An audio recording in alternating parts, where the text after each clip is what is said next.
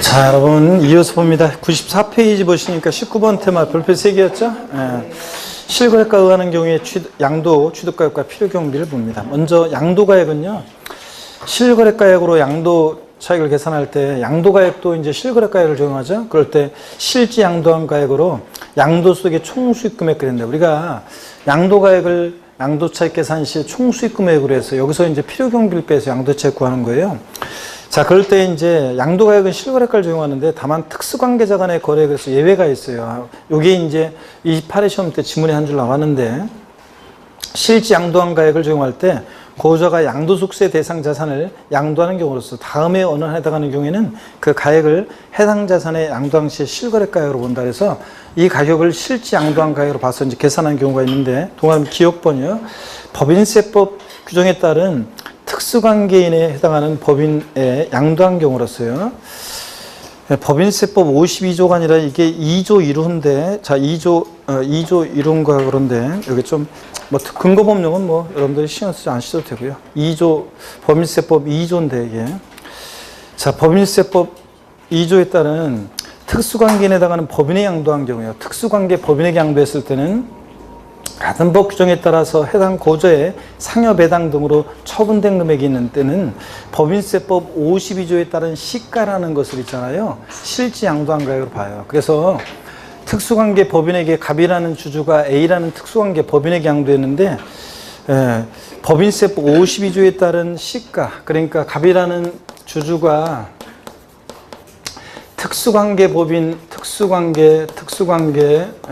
법인이요. 특수관계 법인 A 법인에게 양도를 하는데, 근데 보세요. 실지 양도한 가액이 양도했다고 하는 가액이 예를 들어서 5억이고, 그 다음에 법인세법 52조에 따른 법인세법 52조에 따른 요 시가라는 가격이 3억이에요. 자, 그랬을 때는 어떤 것을 양도가격으로 한다는 얘기예요?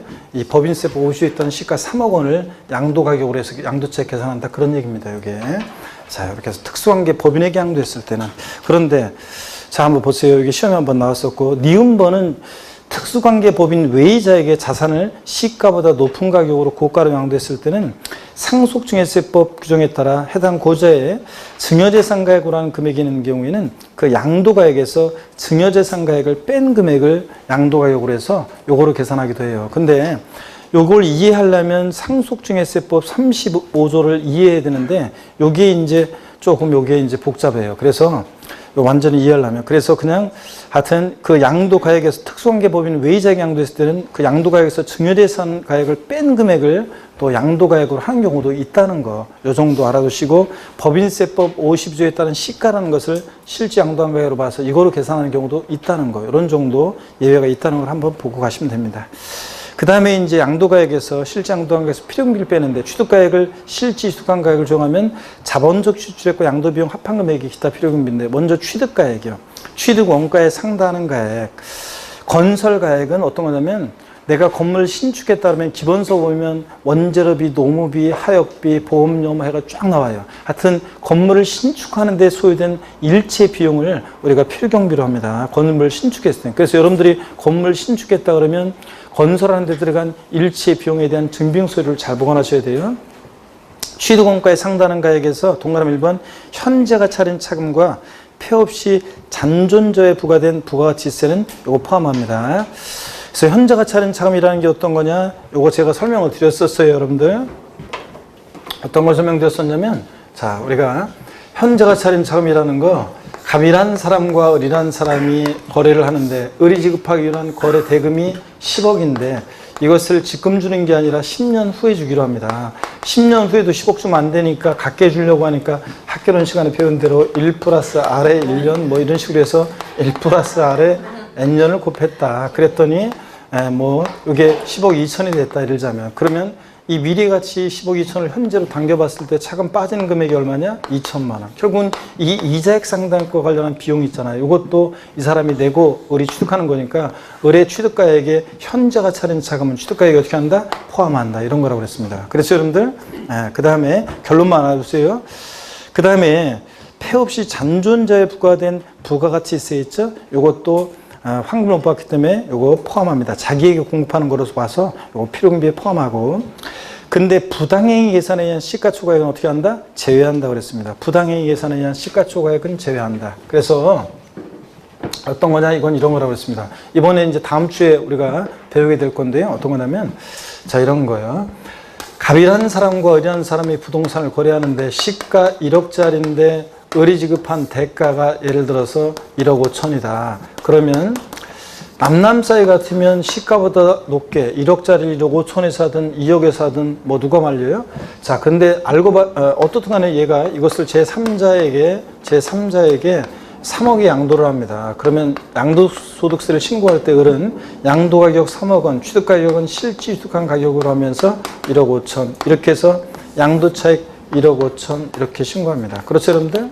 그랬을 때 이렇게 이제 신고를 하는데 알고 봤더니 얘가 있잖아요. 얘가 알고 봤더니 형이고 얘가 동생이에요. 그러니까 친족관계 등 특수관계가 있는 자 간에 자, 시가보다 높게 고가로 양수 취득을 했을 때는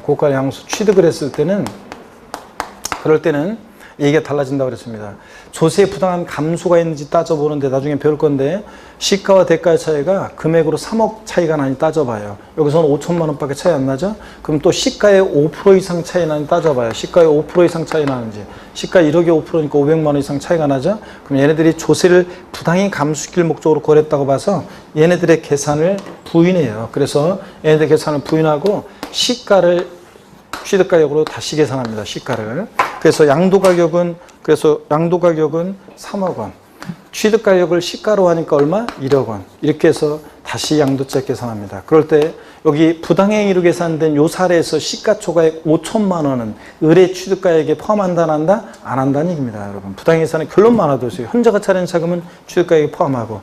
자, 그 다음에 요거 부당행위 계산에 의한 시가초과액은 현재가 차리는 자금 포함하지만 부당행위 계산에 의한 시가초과액은 어떻게 하고? 제외하고. 이렇게 알아주시고요. 하나 더 제가 거기에 원래 추가할 게 있는데 하나가 좀 빠져버렸네요. 중요한 거 하나가 빠졌어요. 그 취득가액에 여러분들이 그 취득가액에다가 돼지꼬리 땡냐해서 하나를 써놓는데 지적 제조사에 관한 특별법 있잖아요. 지적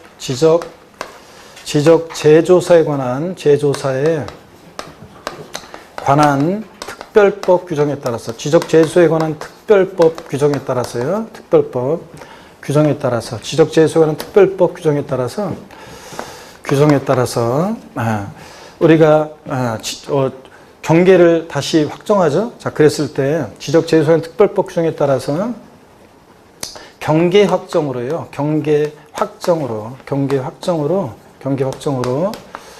자, 경계 확정으로 지적공부상 면적이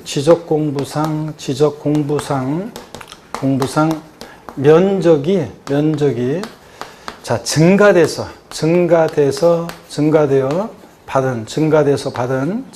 받은 조정금이 있잖아요. 조정금 증가돼서 받은 증가돼서 징수하는 조정금이야. 징수하는 조정금. 이 조정금은 요 취득가액에서 어떻게 하느냐? 취득가액에서 제외합니다. 요거 취득가액에다 대입구 땡겨가지고 취득가액에서 제외합니다. 여러분, 우리가 아까 비과세도 나왔고 지난주에 배운 거 나왔지만 지적재소관 특별법 규정에 따라서 경계를 다시 정합니다. 근데 지적공부상 그 면적이 감소돼서 지급받은 조정금은 감소된 사람은 받아야 될 거 아니에요? 자, 감소돼서 받은 조정금은 어떻게 하고? 비과세하고. 근데 늘어났어요. 지적공부상 면적이 증가돼서 받은 증가됐으니까 징수해야 되겠죠? 늘어난 만큼을 징수하는 요 조정금은 요거는 취득가액에서 어떻게 한다? 제외합니다. 이 토지를 나중에 팔 때 양도세 계산 시에 자, 요거 지적공사 면적이 증가돼서 징수되는 지자체가 가져간 징수하는 조정금 요거는 취득가액이 어떻게 한다? 제외합니다. 이 토지를 팔 때 여러분요. 아셨죠, 여러분? 요거 그래서 감소돼서 지급받은 조정금은 비과세하고, 예? 그거는 이제 지자체가 주는 거니까. 그 다음에 그 토지 소유자 지적공사 면적이 증가한 사람한테 지자체가 징수하는 조정금. 그래서 내가 이렇게 냈던 거, 요거는 필요경비 양도세 계산 시에 필요경비에 포함한다 안 한다? 안 합니다, 여러분. 아시겠습니까, 여러분? 요거 이렇게 요 내용을 하나 더 추가합니다. 이게 빠졌어요. 아, 이거 왜 빠졌지, 이게. 그래서 다른 곳에서는 이걸 하나가 이거 빠져버렸네요. 그래서 이걸 추가하고 여러분들. 그래서 이거를 안 지울 테니까 적어놓고 나중에요. 그 다음에 계속 이어서 봅니다. 2번 매입 가액이요. 내가 그거 산 가격. 2억 원에 옛날에 샀다. 그럼 산 가격 매입 가액에다가 기타 부대 비용을 가산한 금액. 그래서 취득하면서 납부한 취득세나 등록면허세, 공과금, 또 등기하면서 법무사 비용이 들었다. 법무사 비용, 중개사를 통해서 주겠다. 중개사 중개 수수료. 그 컨설팅 비용이 들었다. 취득하는데 자물 받아서 취득했다. 컨설팅 비용. 이렇게 매입 가액에다가 취득하면서 들어간 조세나 공과금, 부대 비용도 취득하게 들어간 비용으로서 이런 것들을 어떻게 한다? 포함합니다. 근데 취득 관련한 조세는 포함하는데 재산세나 종부세 같은 보유세는 포함한다, 안 한다? 안 한다는 거예요, 여러분. 3번에 보면 취득 관련한 소송 화해 비용이요. 다만 그 지출한 연도의 각 소득금액 계산에 있어서 필요경비 산입한 것을 제외한 금액만 포함합니다. 이중공제 방지 원칙. 그 얘기죠? 뒷동네 얘기는, 가로 내용은 내가 그 자산을 취득하는데 소송 비용이 들었다, 화해 비용이 들었다. 그럼 취득하게 들어간 비용이니까 취득가에 포함해. 근데 다른 소득금액 계산할 때 필요경비 산입한 것은 제외한 금액만 포함합니다. 이중공제 방지 원칙상. 4번 봅니다. 당사자 약정에 의한 지급 방법, 약정에 의한 대금 지급 방법에 따라 취득원가의 이자 상당액을 가산해서 거래가액 확정할 때 당해 이자 상당액 포함한다고 그랬죠? 그래서 거래 대금이 2억인데 야 3년 동안 대금을 매달 균등 분할해서 나눠내는 방식으로 지급하자. 이자 붙여야 되겠죠? 14%. 대금 지급하는 방법에 따라 지급하기로 한 이자 취득가액에 가산한 이자액 상당액은 필요경비에 포함합니다. 근데 단 제때 대금을 지급하지 못하면서 붙게 되는 지연이자 연체이자요. 28에 시험 때 나왔죠? 포함한다 안 한다? 안 하고. 주택 구입 시 대출금이자 포함한다 안 한다? 안 한다는 거. 그 다음에 5번하고 6번은 역시 써놓으셔야죠. 5번하고 6번은 여러분들이 5번하고 6번은 다음 페이지까지 이어지는 5번하고 6번은 묶어서 뭐라고 써놓냐? 이중공제 방지 원칙이야. 이중공제 방지 원칙. 이중공제 방지 원칙상 다른 소득금액 계산할 때 필요경비 산입한 항목은 이번에 팔면서 양도소득세 계산 시에 또 포함한다 안 한다? 안 한다고 그랬습니다. 그렇죠, 여러분들? 또 포함하지 않고.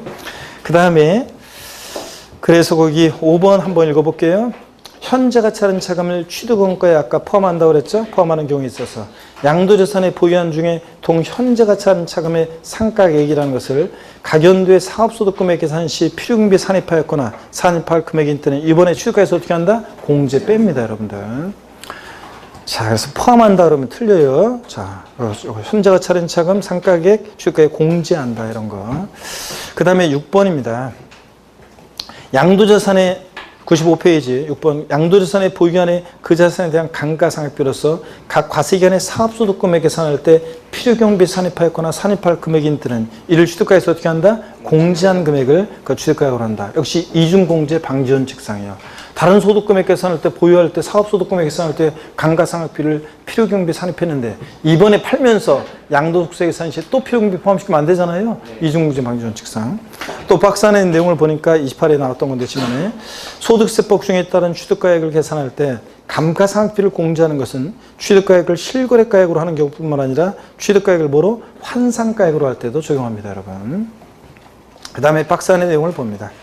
상속 증여받은 자산의 실지 취득한 가액이요.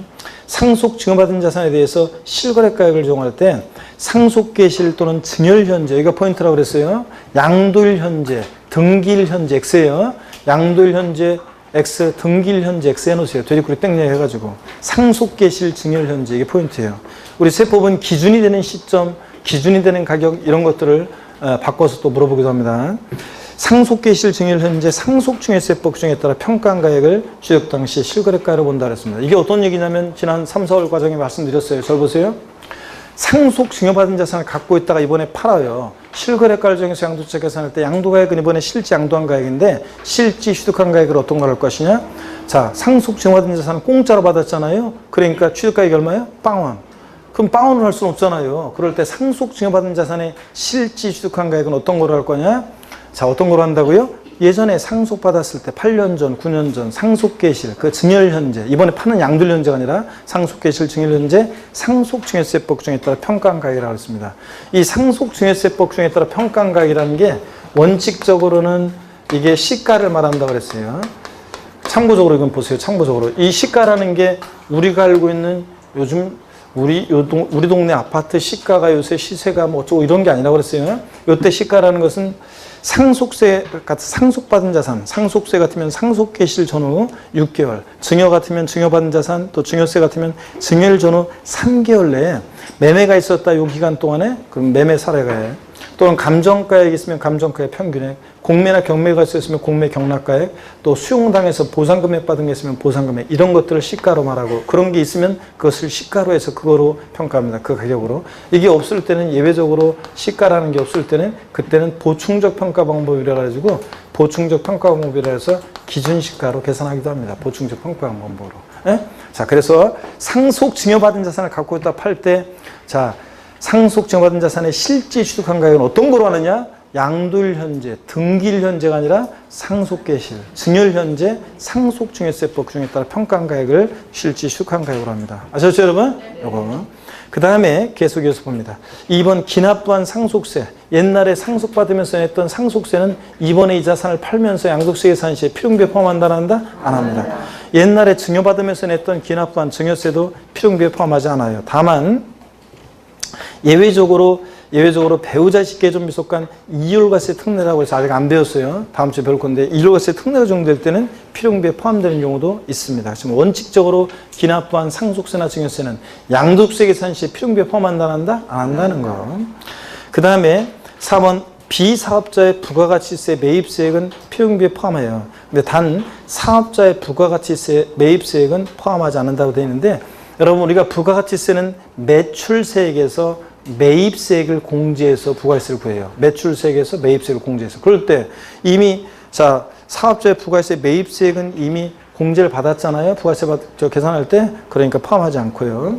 5번 과세사업자가 면세사업자로 전환됨에 따라 납부한 부가세는 요건 또 필요경비에 포함합니다. 이런 것들을 한번 부가세 관련한 거 눈에 한번 익혀두시고요. 자, 이렇게 해서 취득가액, 실거래가를 정해서 양도세 계산할 때 취득가액이 어떤 게 포함되는지를 받고 포함되지 않는 것에 방점을 찍어서 기억하시고요, 여러분들. 그 다음에 자본적 지출액입니다. 취득가액을 실질 취득한 가액을 정하면 기타 필요경비, 자본적 지출액과 양도비용 합한금액인데 어떤 게 자본적 지출액이냐? 자본적 지출액은 취득해서 양도하기까지 보유하면서 내 자산의 가치가 좋아지고 나아지고 이용의 편의가 되어지면서 들어간 비용이라고 그랬어요. 그래서 자산가치 증가 비용, 내용연수 연장을 위해서 지출한 수선비 같은 거, 이런 거. 박스 안에 한번 볼까요? 본래 용도를 변경하기 위한 개조 비용, 엘리베이터, 냉난방 장치 설치 비용, 빌딩 등의 피난시설 등의 설치 비용, 4번 재해 등으로 인해서 건물, 기계, 설비 등이 훼손돼서 당해 자산의 본래 용도로의 이용 가치가 없는 것에 복구 비용 같은 거, 기타 개량, 확장, 증설 등 이와 유사한 성질의 것. 그래서 하여튼 좋아지고 나아지고 이용의 편의가 되면서 들어간 비용들이에요. 이런 걸 달달달 외울 건 아니고 자꾸 읽어서 눈에 익혀두시고요. 2번 용도 변경, 개량, 이용의 편의에 지출한 비용. 그래서 실생활 관련해서 말씀드리면 발코니 확장 비용, 방거실 확장 공사 비용 같은 거, 이런 것들 좋아지고 나아지면 들어가는 비용이요. 여러분들 집을 대대적으로 수리했다 이런 식으로 그런 것들은 증빙서를 잘 보관하셔야죠. 예. 그 다음에 3번 취득 후 발생한 소유권 관련 소송 화해 비용이요. 내가 그 자산을 취득하기 위해서 들어간 소송 화해 비용은 아까 취득가액에 포함되는데, 이건 취득하고 나서 소유권 관련한 소송 화해 비용입니다. 어떤 자산을 취득해서 갖고 있는데 어떤 애가 오더니 너 아무 개랑 거래했지. 걔랑 나 사이에 애초에 거래가 있었는데 너는 나한테 대항할 수 없는 제3자야. 빨리 내놔. 그럴 때 내가 적극적으로 응수하면서 내 소유권 확보를 위해서 들어간 이런 소송 화해 비용은 취득하고 나서 들어간 소송 화해 비용 포함합니다. 다만 권리 행사의 법적 장애물을 제거하는 데 들어간 비용인데요. 4번 개발부담금, 재건축 부담금. 부담금이라는 것 중에서 이렇게 개발되고 재건축되는 것은 좋아지고 나아지면서 들어가는 거죠. 관련 법령에 따른 개발부담금, 재건축 부담금은 포함합니다. 농지 전용 부담금. 농지가 전용되면 좋아지고 나아지는 거죠. 그래서 부담금 포함해. 반면에 택지 초과 소유 부담금이라서 참고적으로요. 옛날에 김영삼 정부 시절에 택지 초과 소유 상한에 관한 법률이라는 게 있어가지고 택지를 법에서 정해진 기준보다 초과해서 소유하면 부담금을 부담했었는데, 이런 거는 좋아지고 나아지면서 부담하는 게 아니라 법 위반 행위에 대해 오로지 제재의 목적을 두고 부담하는 부담금을 포함한다 안 한다? 안 합니다. 또 저 환경개선부담금 같은 거 이런 것도 환경개선부담금 같은 것도 또 저 교통 혼잡을 유발한다거나 여러 가지 환경 문제를 야기시키기 때문에 부담하는 부담금은 이런 것들은 제재적 성격으로 부담하는 부담금이니까 포함한다 안 한다? 안 합니다. 참고적으로 알아두시고 중요한 것은 개발부담금, 재건축 부담금 같은 게 어떻게 한다? 포함한다는 거. 그 다음에 5번 토지 이제 소득세법 기본 통칙에 나오는 건데 토지 이용의 편의를 위해서 지출한 장애 철거 비용이에요. 내 토지에 사람들이 쓰레기를 왕창 버려놨어요. 바위 덩어리가 굴러왔어요. 그래서 토지 이용의 로상이 많아. 그래서 토지 장애 철거하는 데 들어간 비용도 내 토지 이용의 편의를 위해서 들어간 비용이니까 포함합니다. 도로 시설 비용, 맹지를 취득해가지고 진입도로가 없어요. 도로 시설하는 비용도 토지 이용의 편의를 위해서 들어간 비용이니까 포함합니다.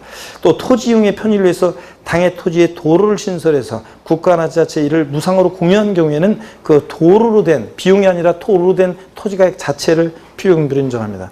또 사방사업에 소요된 비용, 축대 쌓고 토지 경사가 몇 도 이상이니까 공법에 배우잖아요. 사방사업하고 이런 것들 토지 이용의 편의를 위해서 들어간 비용이니까 필요금비 어떻게 한다? 포함합니다. 눈에 익혀 두시고요. 토지 이용의 편의를 위해서 들어간 비용.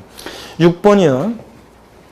공시법이나 그 밖의 법률에 따라서 토지 등이 협의매수 수용된 경우로서 그 보상금 증액과 관련해서 직접 소요된 소송, 화비용 등의 금액으로서 그 지출한 연도의 각 소득금액 계산에 있어서 필요금비에 산입된 것을 제외한 금액이요. 이중공지 방지원 측상 이 경우 증액보상금을 한도로 해서 필요금비에 포함합니다. 그래서 토지 수용당했는데 보상금 증액과 관련한 이런 소송, 화비용도 어떻게 한다? 증액보상금을 한도로 포함한다는 거. 아셨죠, 여러분들? 네, 이렇게 해서 이런 것들 제가 일일이 줄거리한 말은 안 해도 여러분이 딱 봤을 때 아유 지금 오늘 5번 같은 거 처음 배웠는데 뭐 처음 배운 것도 있고 그런데 여러분들이 딱 봤을 때 그냥 난 헷갈릴 것 같다 이게 낯설다 아니면 좀 헷갈린다 그러면은 알아서 여러분들이 그 중요한 키워드에는 제가 하이라이트 표시 파란색으로 되어 있지만 여러분들이 또 한번 보시기 바랍니다. 또 줄 긋고 알아서 96페이지로 넘어갑니다. 96페이지 수익적 지출액입니다.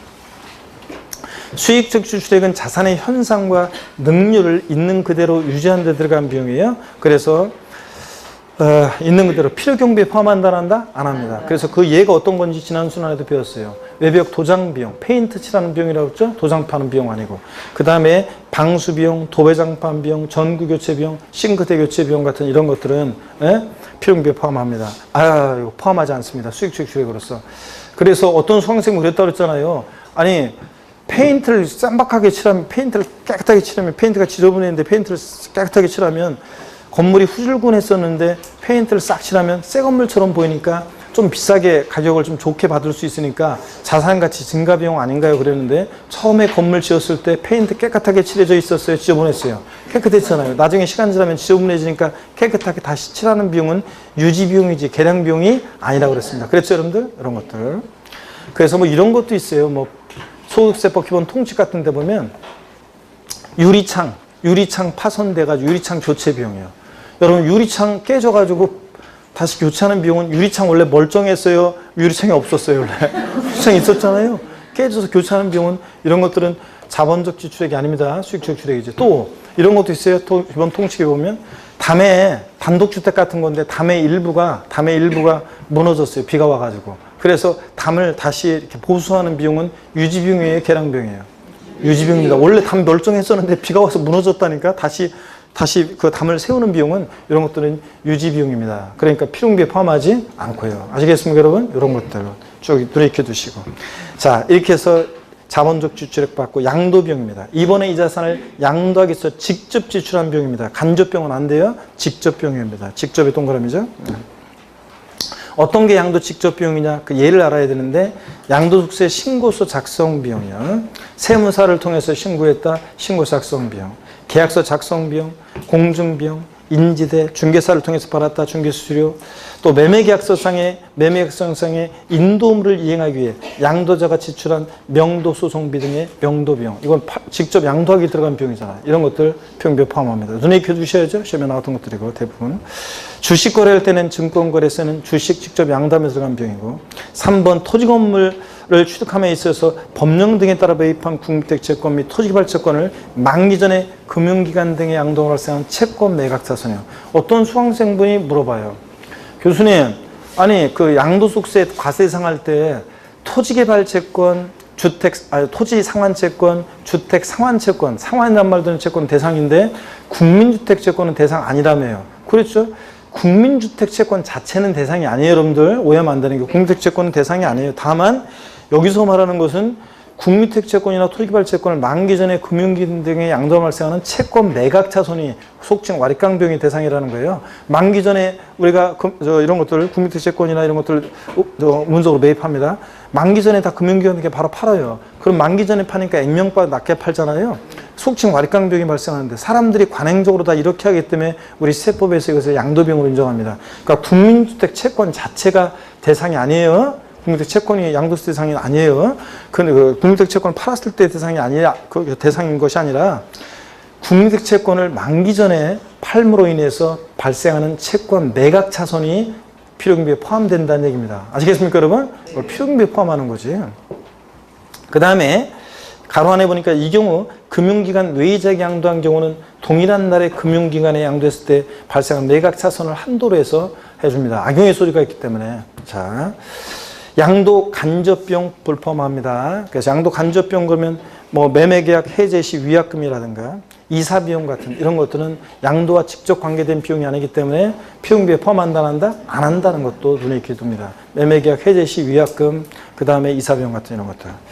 그 다음에 적격 증빙 등이요. 우리가 자본적 지출액이나 수익적 지출액으로 인정받기 위해서는 증빙 서류를 보관해야 되는데 1번 봅니다. 자본적 지출액 등이 필요경비로 인정받기 위해서는 세금계산서나 신용카드 매출전표 등의 증빙서류를 수치 보관하거나 이걸 적격증빙이라고 하는데 요까지만 있다가 작년에 29회 시험 전에 작년에 2018년도에 뒷동네가 추가됐어요. 실제 지출 사실이 금융거래 증명서류, 계좌이체 등에 의해서 확인된 경우 또 필요경비로 공제받을 수도 있습니다. 그래서 공사했는데 세금계산서를 발행 안 했다? 그럴 때는 수치 보관 안 했다. 그럴 때는 세금계산서 만약에 수치를 발행을 요구하면 공사업자가 10% 공사대금 부가세를 여러분한테 받아가지고 10%를 여러분한테 받아가지고 내잖아요.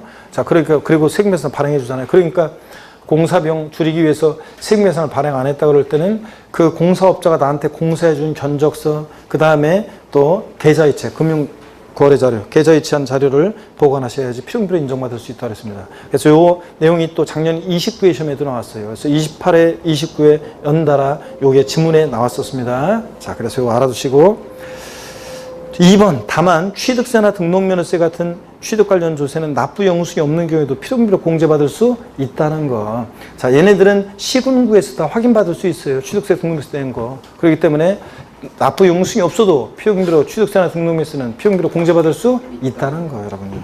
자, 납부 영수증이 없을 때는 취득세나 취득세 같은 거 필요경비로 공제받을 수 없다고 바꿔 시험에 나왔었고요.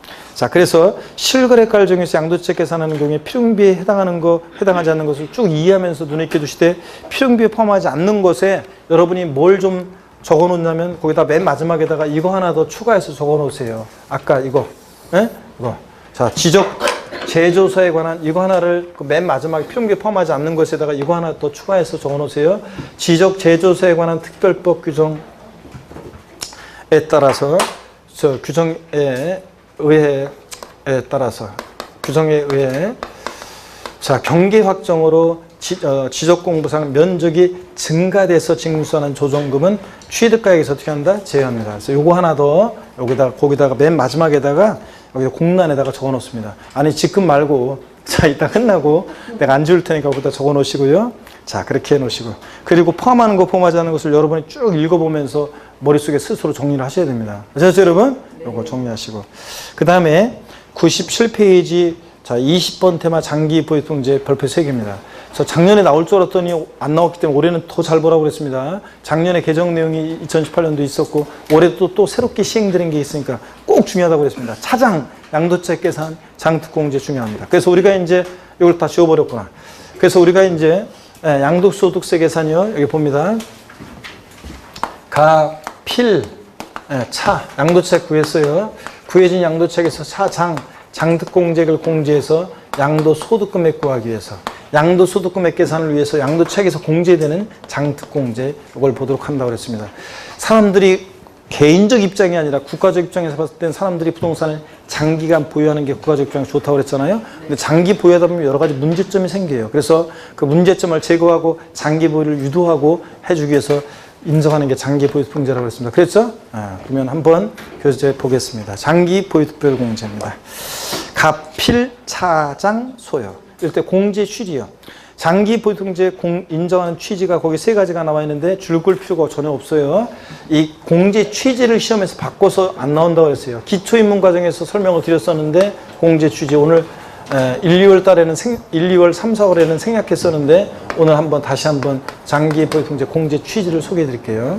자, 여러분 보세요. 양도소득세는 이런 세금이에요. 양도소득세는 어떤 세금이냐면 어떤 자산을 취득해서 양도소득세는 이런 세금이에요. 어떤 자산을 취득해서 양도하기까지 있잖아요.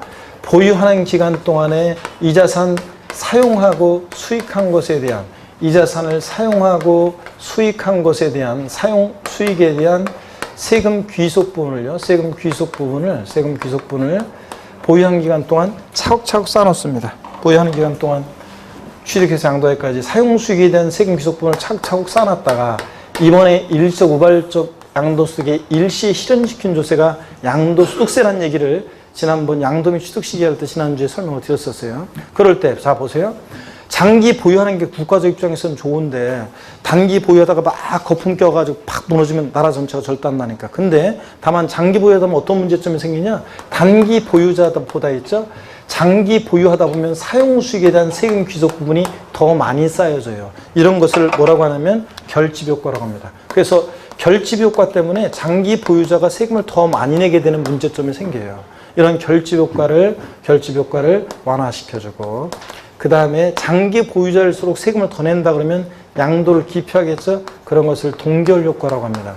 양도를 기피하는 동결 효과를 방지하고, 또 명목소득만 됐다시 커지는 문제점이 생기잖아요. 장기 보유하다 보면. 그래서 무슨 얘기냐.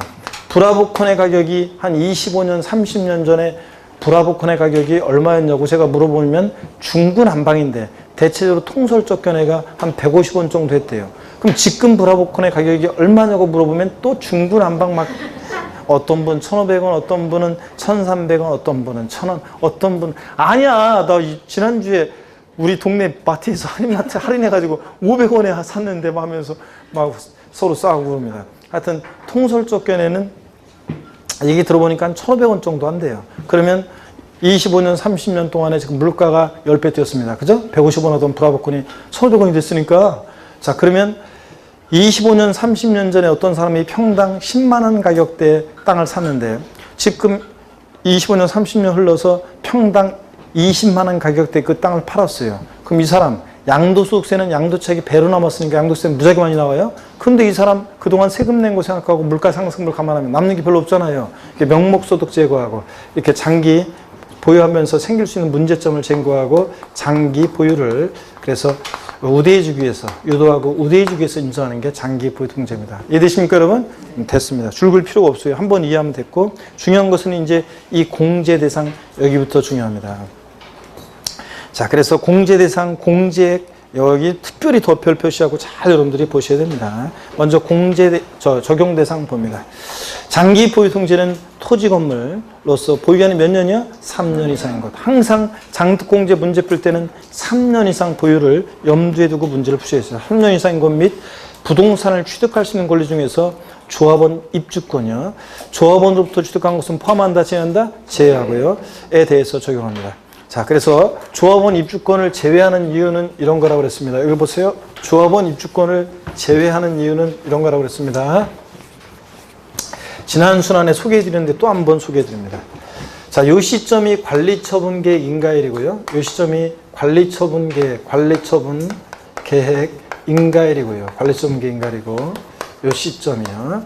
그 다음에 관리처분계획 인가일 전에 종전주택이 있었습니다. 종전주택이 있어요. 자, 그랬을 때 관리처분계획 인가가 나면 종전주택을 때려부시고 그 다음에 나중에 이제 조합원 입주권을 받겠죠? 그래서 조합원 입주권을 받습니다. 조합원 입주권이 장특공제 대상으로 몇 년 전에 추가됐는데 관행적으로 인정되는 것을 법에 명문한 겁니다. 조합원 입주권 요거 갖고 있다가 팔 때 있잖아요. 즉 조합원으로부터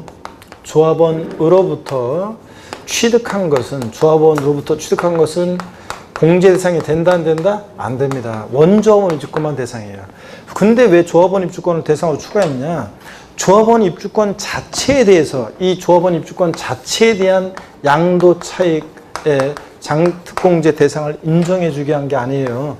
관리처분계 인가를 전에 때려부신 이 종전주택의 양도 차익에 한해서 장특공제 여기다 공제율 곱한 금액을 공제해 주는 거예요. 자, 얘를 인정해주고 싶은 건데 문제는 얘는 흔적도 없이 사라지고 없으니까 조합원 입주권을 공제상으로 추가한 거라고 그랬습니다. 그래서 여러분들, 자, 다시요. 결론. 장특공제 대상은, 자, 등기되고 3년 이상 보유한 토지 건물 및 조합원 입주권 대상인데, 조합원 입주권은 조합원으로부터 취득한 것은 포함한다, 제외한다, 제외한다. 요거요. 자, 이 얘기입니다. 그러면 교재해 보겠습니다. 적용 대상과 배제되는 거 반드시 알아두셔야 되는데, 국내에 소지하는 자산을 양도했을 때만 장특공제 받을 수 있지, 국외 소지 자산 양도했을 때는 받을 수 있다 없다? 없어요, 여러분. 우리나라가 다른 나라의 국가경제까지 신경 써가지고 장기보유 유도해 줄 필요 없잖아요. 배제됩니다. 또 반드시 등기가 돼야지 미등기 양도하는 자산은 배제합니다, 여러분. 그 다음에 3년 이상 보유해야지 3년 미만 보유한 토지건물 배제됩니다. 토지건물 조합원 입주권만 대상이지, 자, 그 외 자산은 대상이 아닙니다. 그 다음에 조정대상 지역 외 1세대 2주택 이상 다주택은 공제 자 대상이 됩니다. 1세대 2주택이든 100주택자든 조정대상 지역 외 주택을 양도할 때는 공제받을 수 있어요. 있어요. 조정대상 지역 외 다주택은.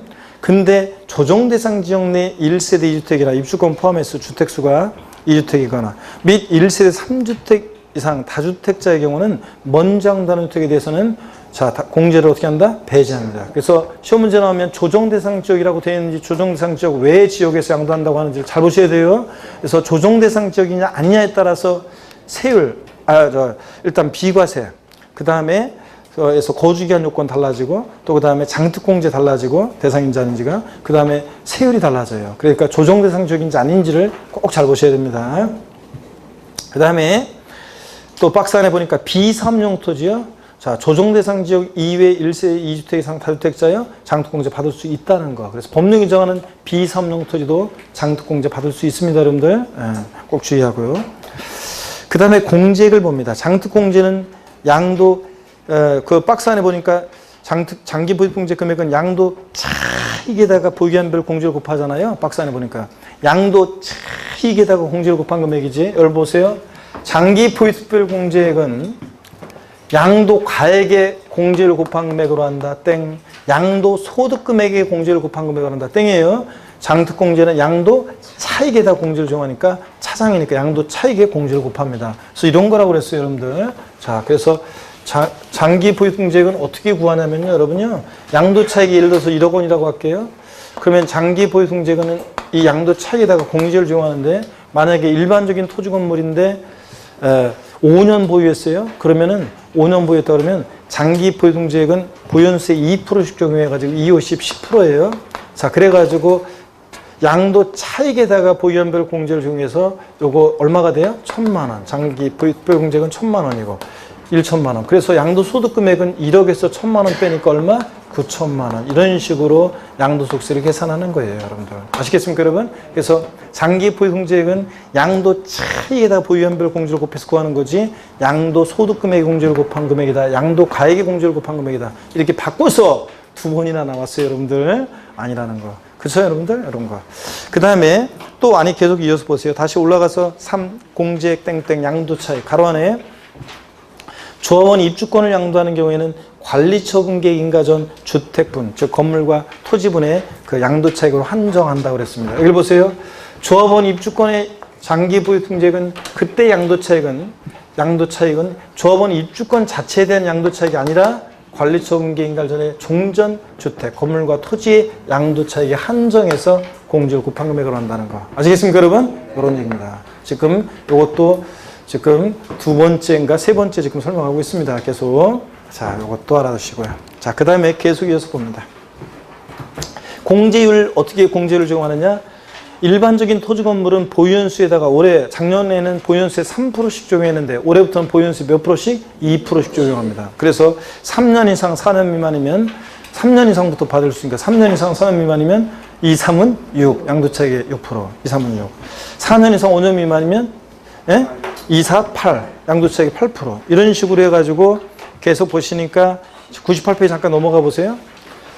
5년 이상 유효 미만이면 250 이런 식으로 해서 작년까지는 10년 이상만 있었는데 올해 15년 구간이 신설이 돼가지고 12년 이상 13년 미만이면 2인 4, 1인이 24% 양도차익. 이런 식으로 해서 15년 이상이면 몇 프로까지? 30%까지. 그래서 일반적인 토지 건물은 보유연수에 2%씩 적용합니다. 그래서 6%부터 양도차익의 6%부터 몇 프로까지? 30%까지 공제를 적용한다는 거. 다시 앞으로 갑니다.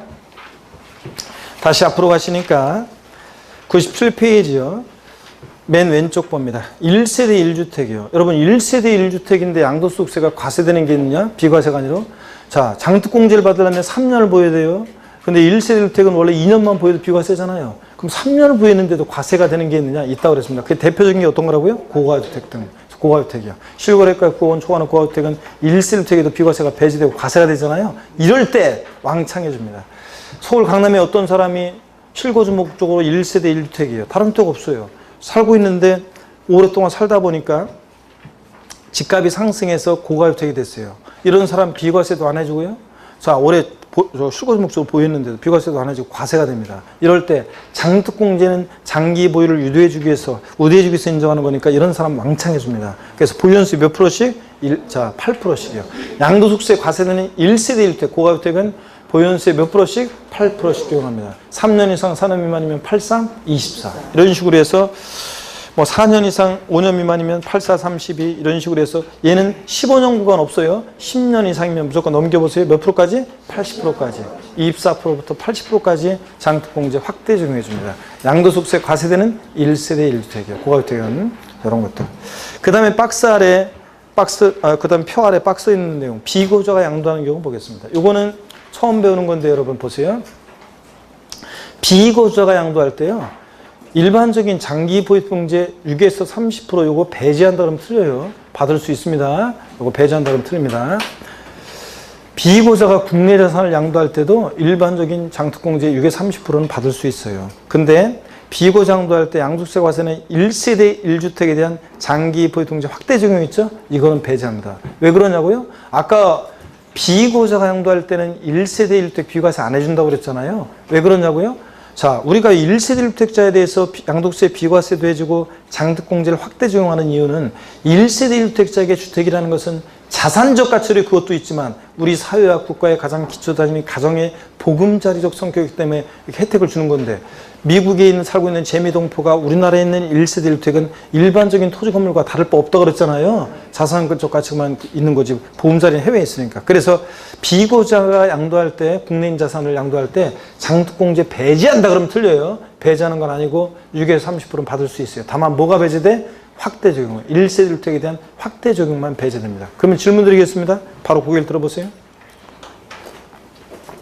비고자가 국내에 소지하는 양도소득세 과세는 1세대 1주택인 고가주택을 양도합니다. 그럴 때 고가주택을 양도할 때 15년을 보유했습니다. 그럴 때 15년을 보유했을 때 장특공제는 최대 몇 프로까지 받을 수 있게 된가요? 몇 프로 받을 수 있어요?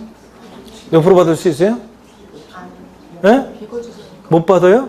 금방 받잖아. 일반적인 장특공제 받을 수 있으니까 비고자가 1세대 양도세 과세 1세대 1주택을 15년 보유하고 양도했을 때 몇 프로까지 받을 수 있어? 30%는 받을 수 있습니다, 여러분. 80% 확대 적용 안 되는 거지. 아시겠습니까, 여러분? 네, 이런 얘기. 자, 그 다음에 장특공제 적용 시 보유기간은요. 요거는 이율과세 특례를 좀 배우고 그래야 되기 때문에 요건 나중에 좀 더 보기로 하겠습니다. 지금은 넘어가고요. 4번 동일연도에 공제 대상을 여러 번 양도했다 그러면 여러분이 다 배운 다음에 이건 보시면 돼요. 양도 자산별로 각각 공제합니다. 토지는 토지, 건물은 건물, 양도는 자산별로 각각 공제합니다. 21번 테마 양도세 기본공제 별표에 2개 합니다, 여러분. 자, 기본공제, 장특공제 나올 때 묶어서 나올 수도 있고 그렇습니다. 기본공제. 자, 대개 기본공제만 따로 독립함으로 나오지는 않고 장특공제랑 묶어서 나오기도 하고 그러는데 일단 기본공제 별표에 2개 합니다. 갑, 필. 자, 여기 보세요. 차, 장, 소. 양도소득금액 구했어요.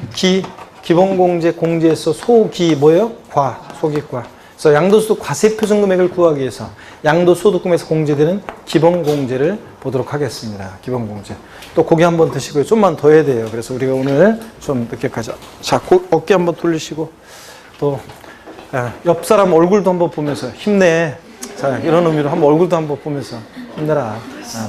인상 쓰고 있는 분이 계시면 야, 좀 인상 쓰지 말고 무서워. 좀 이런 의미로 얼굴도 한번 보면서 옆 사람 얼굴도 보면서요. 또 옆 사람 얼굴 보고 깜짝 놀라지 말고 얼굴 한 번씩 보면서 어깨도 한번 돌리고요. 자, 프리스타일로 몸을 한번 풀어보세요, 여러분들. 자, 우리가 기본공제 한번 보겠습니다. 자, 98페이지 맨 아래 기본공제는 공제 대상 모든 자산의 양도에 다 적용한다고 그랬죠? 단 뭐만 배제돼? 미등기 배제되고요. 보유기간 관계없이 공제합니다. 그래서 절 보세요. 양도소 기본공제는 지난순환을 했어요. 뭐만 아니면? 미등기 양도만 아니면. 절 보셔야죠? 누구야? 깜짝이야. 자, 미등기 양도만 아니면 뭐? 싹 다 깔아준다고 그랬습니다. 그래서 아까 장특공제는 국내 소재자산만 되지 국외자산 안 됐잖아요. 네. 기본공제는 국외자산도 돼요.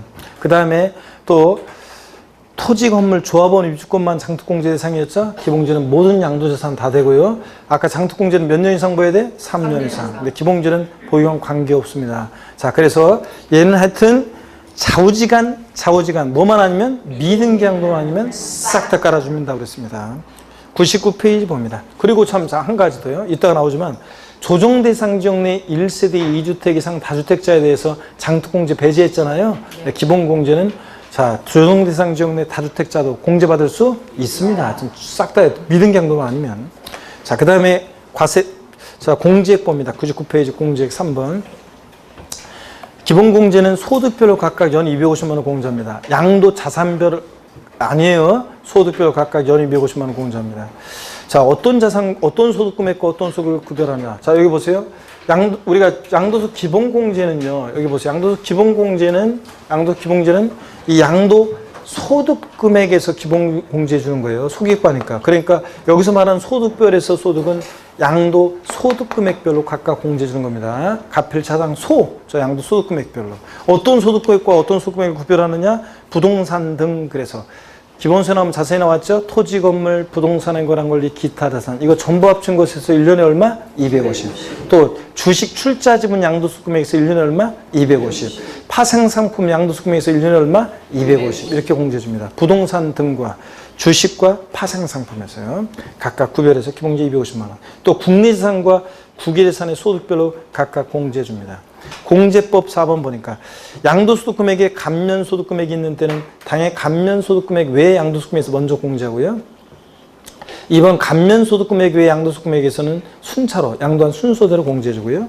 파생상품의 경우는 국내, 국외 파생상품 등의 양도소득 금액을 합산해서 1년에 연 250만 원을 공제합니다. 여러분. 자, 그러면 이게 어떤 건지 한번 우리가 이미 배웠어요. 이거 어떤 거냐? 이미 우리가 배웠습니다. 어떤 걸 배웠냐면, 우리 이미 배웠는데, 여기 한번 보겠습니다. 자, 이미 어떤 건지 우리가 배웠어요. 자, 배웠는데, 기본공제 우리의 사례로 한번 쭉 훑어보겠습니다. 기본공제 사례로 한번 훑어보면 이렇습니다. 절 보세요. 네. 기본공제 사례를 훑어보면, 먼저요, 기본공제 사례를 훑어보면, 자, 예를 들어서 갑이라는 양도자가 1월 1일부터 12월 31일까지 자, 양도할 때 이때 건물을 양도했다. 지난 순환에 한 거예요. 건물 양도했는데 양도소득 금액이 400만 원이에요. 토지를 양도했는데 양도소득 금액이 500만 원이에요. 등기 다 됐고요. 기본공제 최대 얼마 받을 수 있겠습니까? 얼마 받을 수 있어요? 네? 자, 건물 양도 시에 기본공제 받을 수 있죠? 얼마요? 250이요. 근데 토지 양도 시에는 기본공제 받을 수 있어요? 없어요? 없어요. 감면 소득금액, 감면받은 소득금액, 외 소득금액에서는 양도한 순서대로 공제합니다. 여기서 토지, 건물, 부동산에 관한 권리, 기타 자산 전부 합친 것에 1년에 얼마? 250이니까 받았으니까 토지 양도 시에는 받을 수 없죠? 또 봅니다. 또 양도, 자, 양도소득 금액이 예를 들어서 건물을 양도했는데 양도소득 금액이 200만 원이에요. 기본공제 얼마 받을 수 있겠는가? 얼마 받을 수 있다고 그랬어요? 그렇습니다. 우리 지난 시간에 배웠어요. 양도 소득금액 범위 내에서만 해주는 거예요. 소득금액이 예를 들어서 소기과 소득금액이 200만 원인데 소득금액 200만 원인데 기본공제 250만 원 하면 과세표준 마이너스 50 이럴 수는 없잖아요. 그러니까 소득금액 범위 내에서 해줍니다. 양도소득금액 200이면 기본공제도 얼마? 200 이런 식으로 해준다는 거. 자, 그 다음에 그래서 소득금액 범위 내에서 해주니까 얼마면? 200만 원만 받습니다. 자, 그 다음에 또 병이라는 양도자가 양도를 했는데 병이라는 양도자가 1월 1일부터 12월 31일까지 기간 동안에 이때 자, 만약에 토지를 양도했는데 양도소득 금액이 400만 원. 자, 비상장 주식을 양도했어요. 양도소득 금액이 200만 원. 또 골프용권 양도했어요. 지난 순환에 한 거 그대로네요. 골프용권 양도했어요. 그러면 기본공제 최대 얼마 받을 수 있겠는가? 얼마 받을 수 있어요? 지난 순환에 했는데 자, 보세요. 토지 양도 시에 기본공제 받을 수 있죠? 얼마요? 250이요. 주식과 부동산 등과 주식, 파생상품 소득금액 구별해서 기본공제 해주죠? 그러니까 주식에서 얼마? 200이요. 소득금액 범위 내에서 해주니까 200. 근데 골프용권 양도 시에 기본공제 받을 수 있어요? 없습니다. 토지, 건물, 부동산에 관한 걸 기타라서 이거 전부 합쳐서 얼마라고요? 250이라고요. 부동산 등 돼 있는 것은 부동산 등과 주식과 파생상품만 소득금액 구분해서 계산해요. 아시겠습니까, 여러분? 그래서 골프용권 양도시 기본공제 받을 수 없어요. 그래서 토탈에서 얼마? 450 받을 수 있다. 이런 거예요. 또 어떤 갑이라는 거주자가 양도를 하는데 여기 보세요. 국내 소득과 국내 자산 양도와 국외 자산 다 양도했어요. 자, 먼저 국내 자산 양도했는데 부동산 등을 양도했습니다. 토지, 건물, 부동산에 관한 걸 기타라산 전부 합친 양도소득 금액이 1억 원, 주식 양도소득 금액이 1억 원, 파생상품 양도소득 금액이 1억 원, 또 국외에서 부동산 등을 양도했습니다. 양도소득 금액이 1억 원, 주식 양도했는데 양도소득 금액이 1억 원, 파생상품 양도했습니다. 양도소득 금액이 1억 원입니다. 그러면 자, 먼저요. 기본공제 최대 얼마 받을 수 있냐? 여기서 얼마 받아요? 250. 자, 주식에서 소득금액 구별해서 얼마? 250. 파생상품에서 얼마? 역시 소득금액 구별해서 250 받습니다. 국내 자산과 국외 자산 소득을 구별해서 국외에서 부동산에서 얼마? 250. 주식에서 250. 파생상품은 국내와 국외를 합해가지고 얼마요? 250이요. 합해서 250. 그러니까 거주자가 양도했을 때 토탈에서 최대 얼마? 1250만 원의 기본공제 받을 수 있다. 그랬잖아요, 여러분들. 이런 거. 했었죠, 여러분들? 지난 순에 한 거예요. 자, 그러면 됐고, 계속해서 봅니다. 99페이지 박스 안에 봅니다. 1번 부동산에 대한 미등기 양도의 기본공제 취지 능력 읽어보시고요. 부동산에 대한 미등기 양도의 경우에는 양도차익이 곧 과세표준이 된다. 무슨 얘기냐? 미등기 양도자산의 경우는 장특공제와 기본공제 모두 공제종을 배제한다. 여러분 보세요. 자, 여기 보세요. 미등기 양도하는 자산의 경우는 미등기 양도하면 장특공제, 기본공제를 다 배제한다고 그랬습니다. 그래서 여러분들 빼는 게 없으니까 미등기 양도하는 자산은 양도차익과 양도소득금액이 어떻게? 일치하고 양도소득금액과 과세표준금액이 일치하죠? 빼는 게 없으니까. 그래서 미등기 양도하는 자산은 양도차익이 곧 뭐가 된다? 양도소득 과세표준금액이 된다. 양도차익이 1억이다. 미등기 양도하는 자산 과세표준금액 얼마냐? 1억 원. 산출세 구해봐라. 세율은 몇 프로? 70%. 미등기 양도는 70%잖아요. 그래서 얼마다? 7천만 원 이렇게 구한다고 그랬습니다. 그래서 미등기 양도하는 자산은 장특공제, 기본공제가 다 배제되기 때문에 미등기 양도하는 자산은 양도 차익과 양도소득 과세표준금액이 어떻게 한다? 일치한다, 여러분. 그랬잖아요. 지난 순간에도 배웠고. 자, 그 다음에 2번 등기된 법령이 정하는 비사업용 토지를 양도하는 경우 장특공제, 기본공제는 모두 공제 대상이 된다는 걸 말씀드렸고요. 장특공제와 기본공제 비교를 봅니다, 여러분. 또 주의하셔야 되는데 공제 성격을 보니까요. 장특공제는 물적 공제예요. 양도 자산별로 공제합니다. 그래서 여러분 보세요. 장특공제는 물적 공제라 양도하는 자산별로 공제한다고 그랬는데 여기 보세요. 장특공제는 여기 보세요. 장특공제는 장기보유별 공제는 물적 공제라 갑이라는 양도자가 1월 1일부터 12월 30일까지 간 동안 했잖아요. 이때 건물을 양도했어요. 자, 요건을 갖췄다. 그러면 장특공제 해줍니다. 또 건물을 양도했는데 요건을 못 갖췄어요. 장특공제 요건을. 자, 그럼 안 해줍니다. 또 토지를 양도했는데 요건을 갖췄어요? 그럼 해줍니다.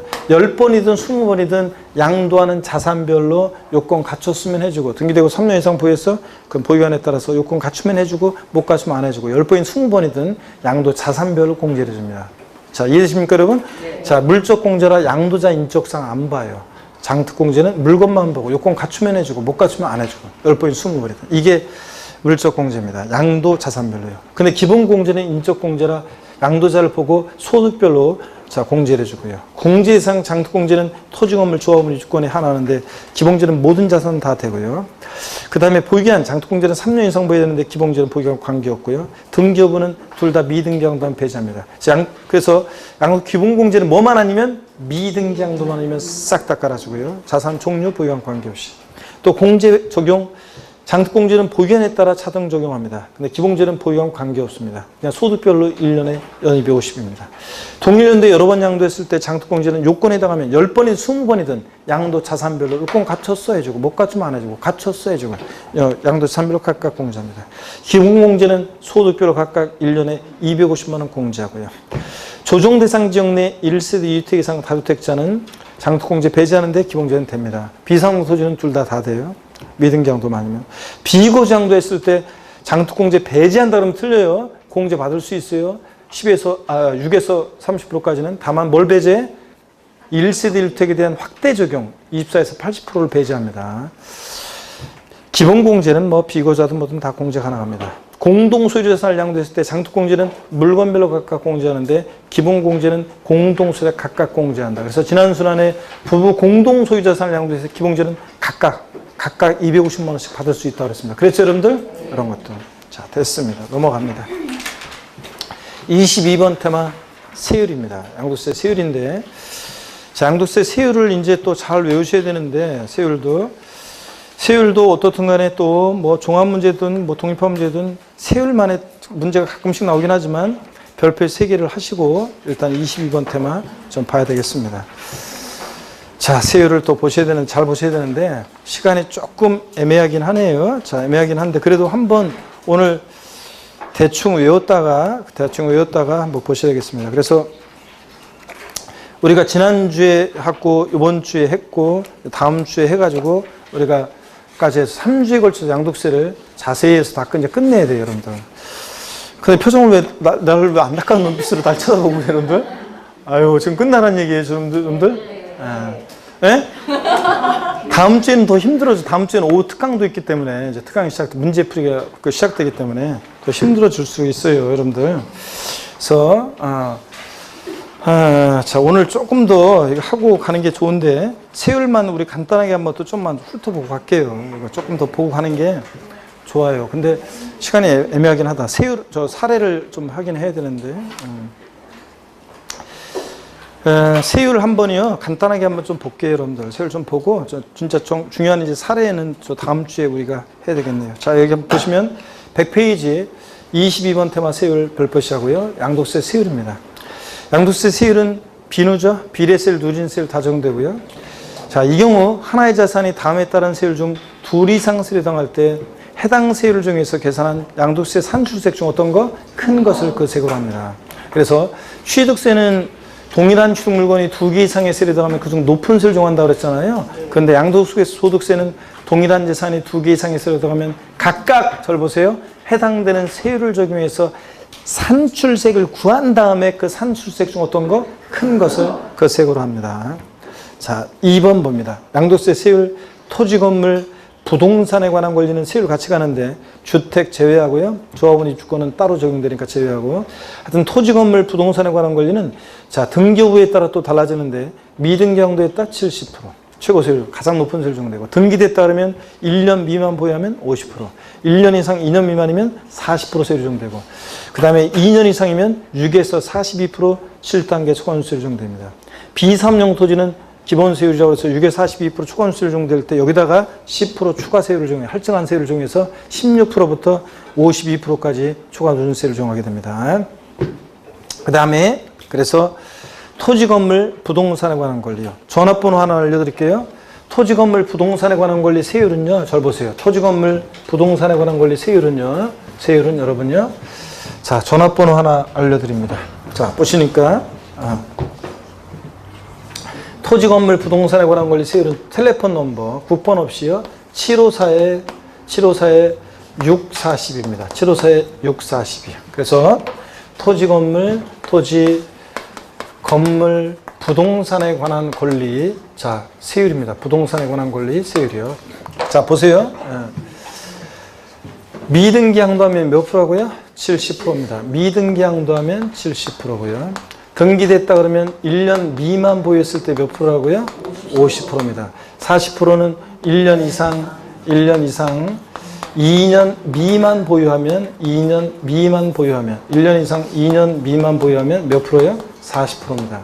6에서 42%는 요거 등기되고 몇 년 이상? 2년 이상 보유했을 때, 6에서 42% 7단계 초과손실 적용됩니다. 그래서 토지 건물 부동산에 관한 걸 양도세 세율은 자, 국번 없이 754에 640입니다. 754에 640이에요. 그래서 요거 미등기 70, 50%는 1년 미만. 자, 40%는 1년 이상 2년 미만. 6에서 42%는 2년 이상 보였을 때요. 아셨죠, 여러분? 다 같이 한 번 더요. 시작. 754에 640이요. 옛날엔 전화번호 잘 외웠었는데, 우리가. 자, 그러면 754에 640이 그렇게 돼 있죠? 표도 이렇게 위에서부터 숫자를 보니까. 네. 주택 및 조합원 입주권은 미등기 양도했다 그러면 70%입니다. 등기됐다 그러면 1년 미만 보유하면 40%고, 그러니까 일반적인 토지 건물보다 세율이 낮아요. 주택 및 조합원 입주권은 미등기 70, 등기됐다 1년 미만이면 40%, 50% 아니라는 거. 1년 이상만 보여도 얘는 뭐예요? 6에서 42% 7단계 초과손실 정도입니다. 4번 조정 대상 지역 내 1세대 2주택 및 3주택 세율이요. 자, 동그라미 1번, 2번 읽어보면 조정 대상 지역 내 1세대 2주택자다 또는 입주권 포함해서 주택수가 2주택이다. 그럴 때 자, 기본세율에다가 6에서 42% 요 기본세율에다 몇 프로? 10% 할증한 세율 적용해요. 16에서 몇 프로? 52%까지. 그 다음에 동그라미 3번, 4번을 읽어보면 조정 대상 지역 내 3주택 이상 또는 입주권 포함해서 주택수가 3주택 이상이다 그러면 기본세율에다 몇 프로? 20% 할증한 세율 적용해요. 그래서 26에서 62%까지 초과손실 적용합니다. 장기 임대주택이요. 거기 동그라미 2번과 3번에 보면 동그라미 2번과 4번에 보면 장기 임대주택, 법령이 정하는 장기 임대주택은 할증세율 10%, 20% 중과세율 여기서 제외하는데 단 그 장기 임대주택으로서 할증세율을 적용해서 배제가 되려면 임대료 연 증가율이 몇 프로? 5% 이하일 것. 여기에 올해 새로 추가됐습니다. 단 2028년 9월 14일 이후 조정 대상 지역 내 신규로 취득한 장기 임대주택은 중과세율 적용합니다. 저거 그래서 혜택 안 주고 중과세를 적용해요. 작년 2018년 9월 14일 이후에 취득한 주택은 장기 임대주택으로 등록하더라도 중과세를 한다 안 한다? 합니다, 여러분. 자, 이렇게 혜택 없어졌다는 거. 이런 것도 올해 개정세법 알아두시고요. 1세대 2주택 및 3주택 세율 비교를 보니까 조정 대상 지역이 아닌 경우에는 기본세율 2주택이든 3주택이든 100주택이든 무조건 2년 이상 보였을 때 6에서 42%예요. 예? 자, 근데 조정 대상 지역 내 주택은 2주택이냐 3주택이냐에 따라 세율이 달라지죠? 2주택일 때는 기본세율에다 10%, 3주택이면 20% 할증한다는 거예요, 이런 것들.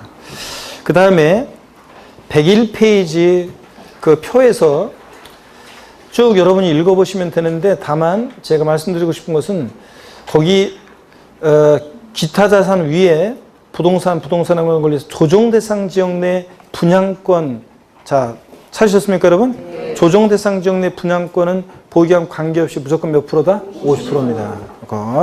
조정 대상 지역 내에서 분양권을 전매하면 무조건 50%라고 그랬습니다. 자, 이거요. 그래서 나머지는 다 똑같고 주식은 볼 필요 없고, 기타 자산은 기본세율 무조건 적용됩니다. 기타 자산 나왔다 골프용권 나왔다 기타 자산에다가 돼지꼬리 땡냐 해가지고 여러분이 하나 써놓으세요. 돼지꼬리 땡냐에서 기타 자산에다 돼지꼬리 땡냐에서 얘를 적어놓는데 뭐예요? 골프용권 나왔다 기타 자산 골프용권 기타 자산 골프용권 기타 자산 골프용권 기타 자산 골프용권 하여튼 기타 자산은 좌우지간 뭐라고요? 초과투신세율입니다. 요거 6에서 42% 기본세율 정도 돼요. 6개월 보유하고 양도하는 골프용권의 양도세 세율은 50%다 그러면 틀려요.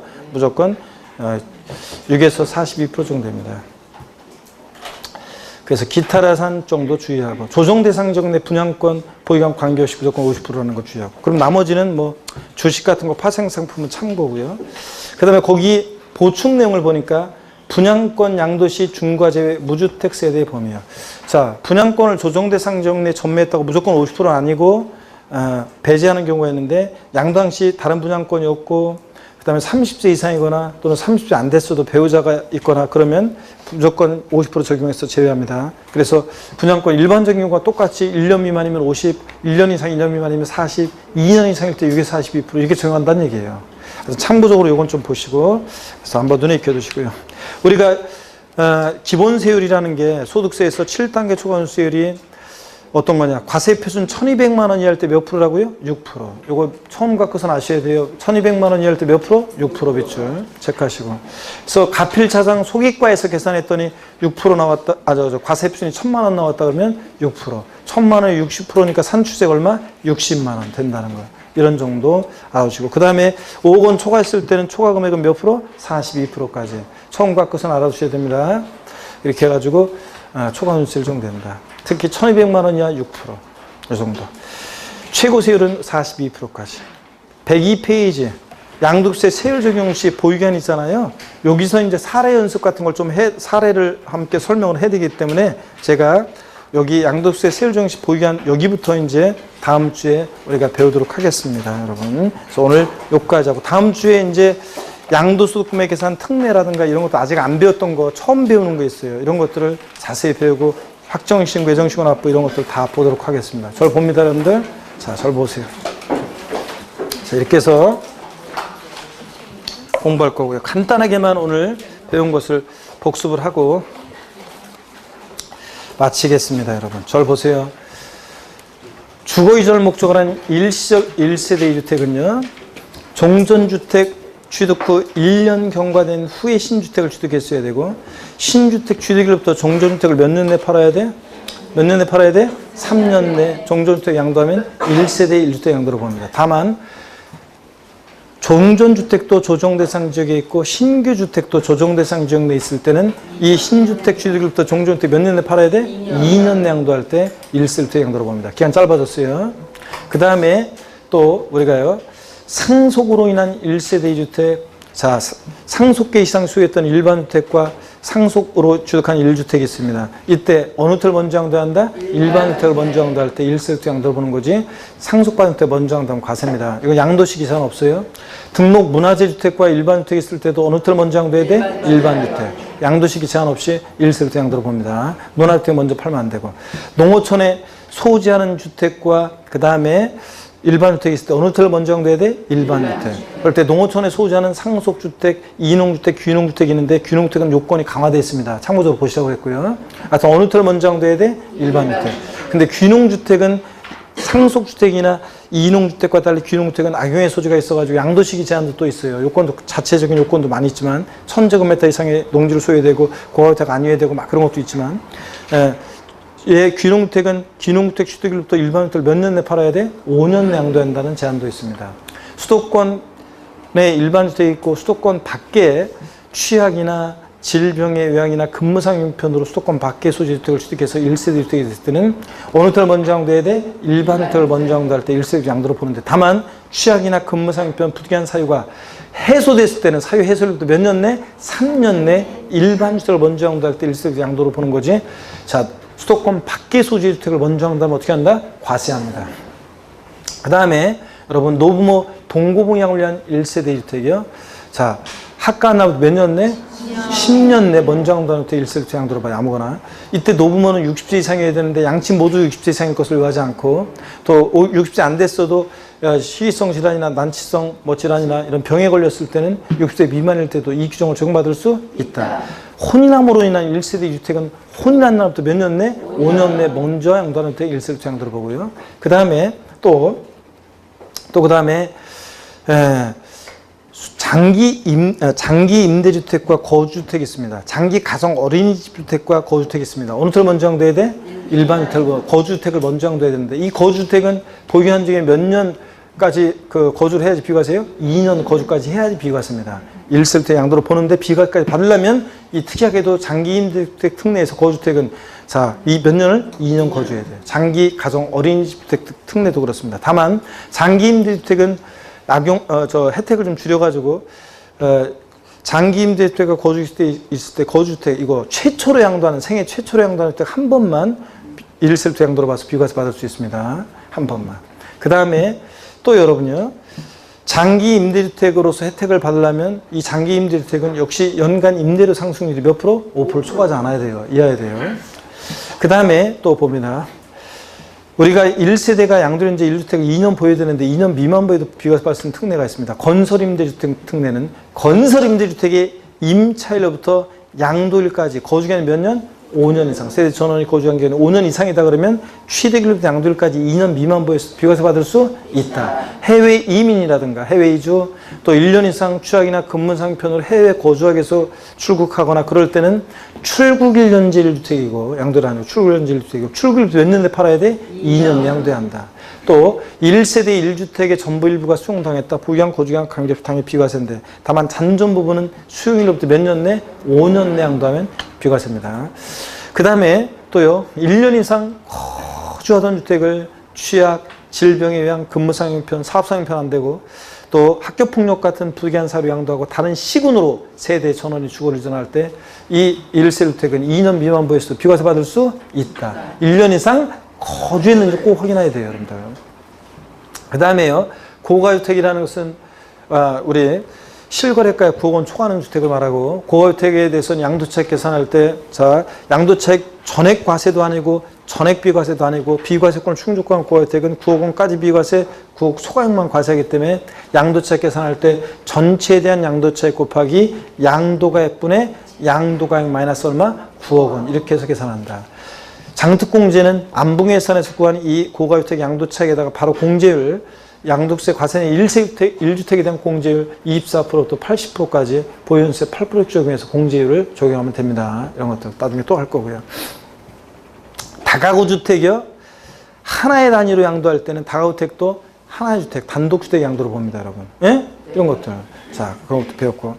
그 다음에 겸용주택, 우리 토지는, 비과세는 토지 면적은 몰라도 되고요. 건물에 대한 것만 외우시면 되는데, 겸용주택 양도세에서는 어떻게 외우라고 했어요? 부등호. 주택이 클 때만 전부 주택. 주택 면적이 크면 건물에 있으면 전부 비과세입니다. 예? 주택 면적, 주택 이해목보다 작거나 같으면 주택 이해 부분은 주택으로 보지 않으니까 주거 부분만 주택으로 보고요. 그렇죠, 여러분들? 이런 것들.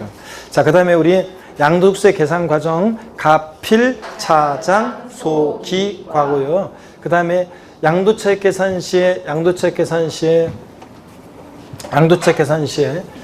양도가액을 실거래가에 의하면 취득가액도 뭐에 의하고? 실거래가에 의하고 양도차익 계산할 때 실거래가액에 의하고 자 이런 것들 양도차익 계산 시에 자 양도가액을 실거래가에 하면 취득가액도 실거래가에 의하고 그 다음에 기타 필요경비요. 기타 필요경비 공제한 금액으로 합니다. 취득가액도 실거래가요. 양도가액을 기준유가에 하면 취득가액도 기준유가에 하고요. 양도차익 계산할 때 원칙 실거래가를 적용하는데 실지 양도가액과 취득가액이 불분명하다. 그러면 어떻게 양도차익을 추계해서 정하느냐? 매, 감, 환 또는 기준시가인데 콕 집어서 양도가액 불분명하다. 양도가액은 어떻게 추결점 경정한다? 매, 감, 기. 콕 집어서 취득가액이 불분명할 때 취득가액은 어떻게 추계 결정 경정하냐고 물어보면 매, 감, 환, 기 순서로 추결점 경정합니다. 그쵸, 여러분들? 네. 환상가액은 자, 어느 때 적용하느냐? 취득 당시 가액이 실거래가액 분명할 때 적용하는데 환상가액은 양도 당시 실거래가액, 이번에 파는 실거래가액 곱하기 양도 당시 기준가분의 취득 당시 기준가를 곱해서 구한다는 거 이런 것들. 그렇잖아요? 자, 그 다음에 우리가 취득가액이 확인되면 실질 취득한 가액을 정하면 기타 필요경비는 자본적 지출액과 양도비용 합한금액을 기타 필요경비로 합니다. 그랬죠? 네. 자, 그런데 그래서 필요경비 항목에 어떤 게 포함되는지 안 되는지 우리가 쭉 배웠고요, 지금. 자, 지난 시간에 자세히 했습니다. 또 오늘 반복해서 봤고요. 취득가액을 근데 취득가액이 불분명해서 취득가액을 추계해서 정하게 되면 매, 감, 환 또는 기준시가 이렇게 취득가액을 추계해서 정하게 되면 매감한기를 적용할 때는 기타 필요경비는 자산별로 일률적으로 자 어떻게 한다고 했어요? 필요경비 계산 공제액을 기타 필요경비로 한다고 그랬습니다. 그랬잖아요. 그럴 때 필요경비 계산 공제액은 자산별로 일률적으로 하는데 어떻게 하느냐? 3, 7, 1 자, 맨 위에 토지 건물 취득당 시금가의 몇 프로? 3%. 미등기 양도하는 자산은 0.3% 인정하고 미등기도. 자, 지상권, 전세권, 등기된 부동산 임차권 몇 프로? 7%. 나머지 다 몇 프로? 1%. 필요경비 계산 공제를 났다. 며칠 뒤에 금융 부정탄다? 3, 7, 1 했습니다. 다만 특별히 취득가액을 환상가액으로 할 때는 취득가액을 매매사의 감정가액이 없어가지고 환상가액으로 할 때는 환상가액 플러스 필요계산공제 합친금액과 실제 들어간 자본적 지출액과 양도비용 합한금액을 비교해서 둘 중 어떤 거? 큰 금액을, 이 금액이 더 크면 이 금액으로 할 수 있다고 됐으니까 이 둘 중 큰 금액을 필요경비로 공제받을 수 있다. 양도차익을 최소화하기 위해서는 이런 것들을 배웠습니다. 그래서 여러분들, 자, 그 다음에 가필 차장 장특공제요. 하여튼 등기되고 국내에 소지하는 등기되고 몇 년 이상? 3년 이상 보유한 토지 건물 및 조합원 입건 대상이다. 조정 대상 지정, 그러니까 국외재산 안 돼요. 또 3년 미만 보유하면 안 돼요. 토지 건물 조합원 입건 이외 재산 안 돼요. 조정 대상 지정 내 2주택이나 3주택은 공제받을 수 있다 없다? 없다. 비삼용 토지 공제 대상 됩니다. 조정 대상 지역 외 다주택은 공제받을 수 있다. 이런 것들. 양도 차익의 공제를 적용하는데 일반적인 토지 건물은 보유세 몇 프로씩? 2%씩. 그래서 3년 이상 산업 미만 2, 3은 6%부터 15년 이상일 때 최대 몇 프로까지? 30%까지. 양도소득세 과세되는 1세주택은 고가주택은 보유세 몇 프로씩? 8%씩. 3년 이상 산업 미만이면 83, 23 유책이에요. 그 다음에 10년 이상이면 이제는 무조건 10년 이상이면 몇 프로까지? 80%까지 공제받을 수 있다. 이런 거를 공부했습니다. 자, 그 다음에 가필 차장 소득금액부에서 기본공제했습니다. 소득별로 각각 연임 150만 원인데 어떤 소득과 어떤 소득을 구별하냐? 부동산 등과 주식과 파생상품을 구별해서 각각 얼마? 1년에 250만 원씩 공제한다. 국내 국외에서는 다 공제 받을 수 있다고 그랬습니다. 이런 것들 아까 자세히 했고요.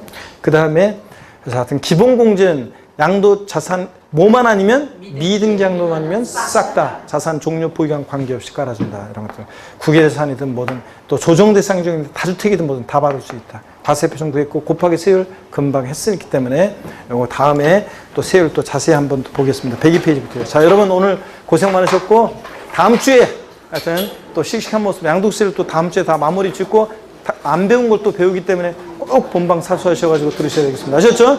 다음 주에 씩씩한 모습으로 다시 뵙겠습니다. 고맙습니다. 수고하셨습니다, 여러분.